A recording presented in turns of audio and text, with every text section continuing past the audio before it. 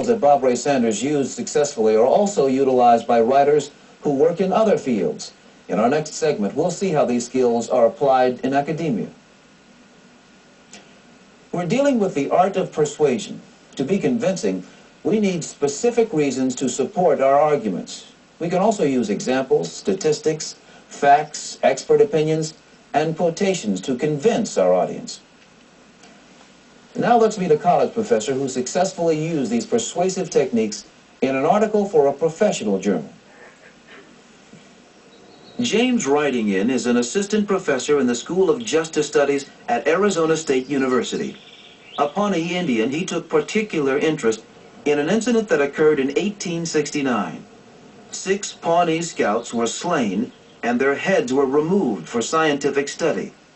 In an essay published in the American Indian Culture and Research Journal, he made an argument to have their 6 crania returned. The thesis in 6 Pawnee crania is that the killing and decapitation of these individuals was a historical wrong. And to rectify this wrong, these institutions that now hold those 6 remains should return them to the Pawnee people for proper reburial. Actually, they have agreed to do so now, and we being the Pawnee people, will be reburying those crania in the springtime. Writing-In's interest in the subject went beyond the return of the crania.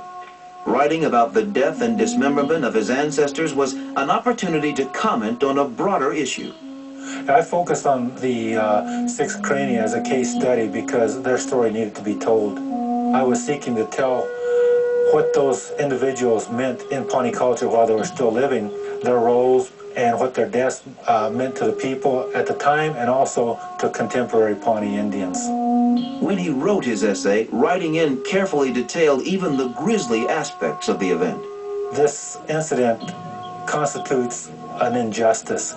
To skim over it superficially would be to do an injustice to this story. And the inclusion of this evidence makes the story more meaningful. It describes things in the context that they occurred rather than how we may want them to have occurred. We need to uncover, as historians, many of these injustices that occurred so we can realize the depth of the problems that have existed in this country.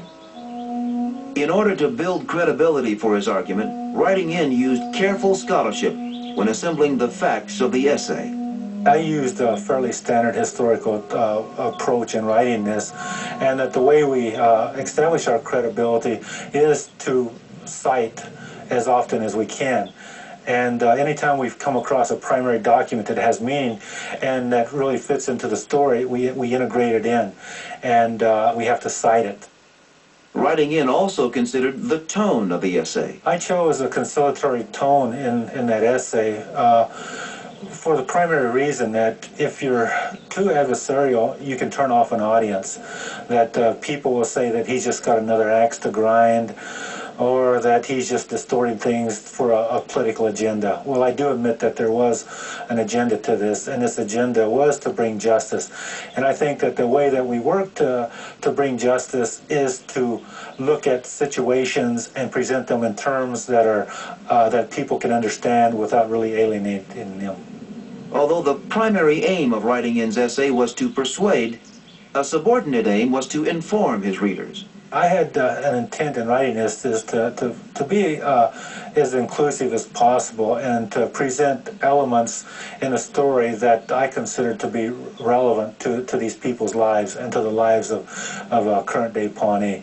So that's why I use the strategy of discussing the role of men in Pawnee society, the legacy established by these individuals who were Pawnee Scouts of military service for the United States, and that continues today, and that's a very important part of contemporary Pawnee culture, that military experience. You know, veterans in Pawnee culture are very important today, and I think that a lot of our people did not know this story. It's been suppressed in historical documentation. So I was writing it to inform the Pawnee people as well of the incident that is largely forgotten through oral history. As passionate as he was about his subject, Writing-In found that writing the essay was daunting. Writing, I find to be very difficult. I have to write and rewrite many times, and I'm really never satisfied with anything I write. I always have feelings that it could be better. And I think that where I see many students as a college professor, where they fall short is they kind of become discouraged and don't really want to put the extra time that it requires into becoming a good writer. It takes time, it takes effort for many of us, and it takes rewriting. Dr. Gibbs, you've read Dr. Writing-In's essay. Did you find his thesis convincing?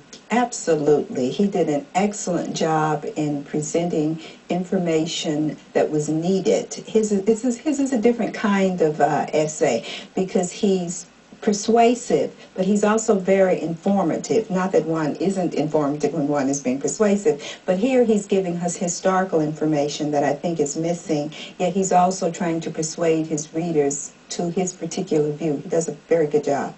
Well, what evidence did you find convincing in his essay?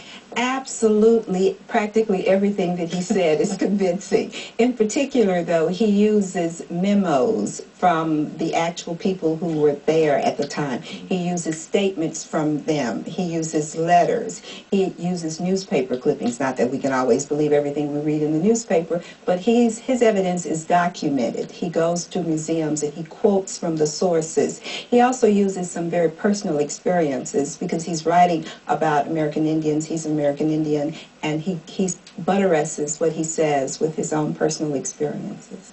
Well, do you think Writing-In's made a good decision in choosing to be conciliatory rather than adversarial in tone? Oh, he absolutely, I keep saying absolutely, but he did a wonderful job in doing that because this is a very, very controversial subject. I mean, we're talking about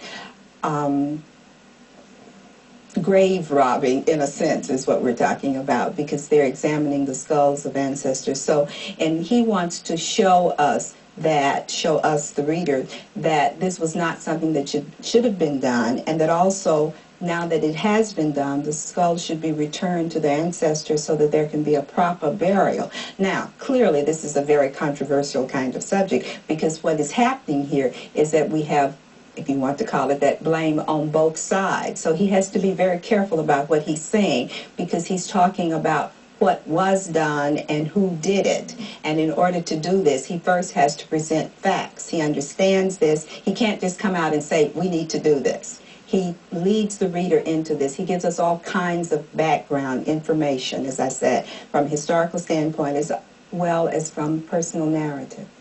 Well, then, what other techniques would you recommend to help writers get started on a thesis? Well, you have to believe in what you're writing about.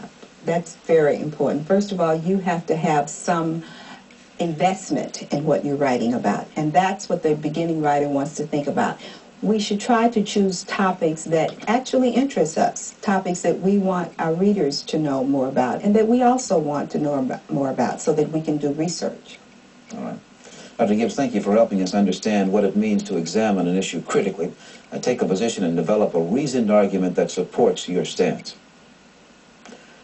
In academia, in business, and in other real-life situations, thesis support, taking a position on an issue and defending it, can be an effective means of achieving a persuasive aim.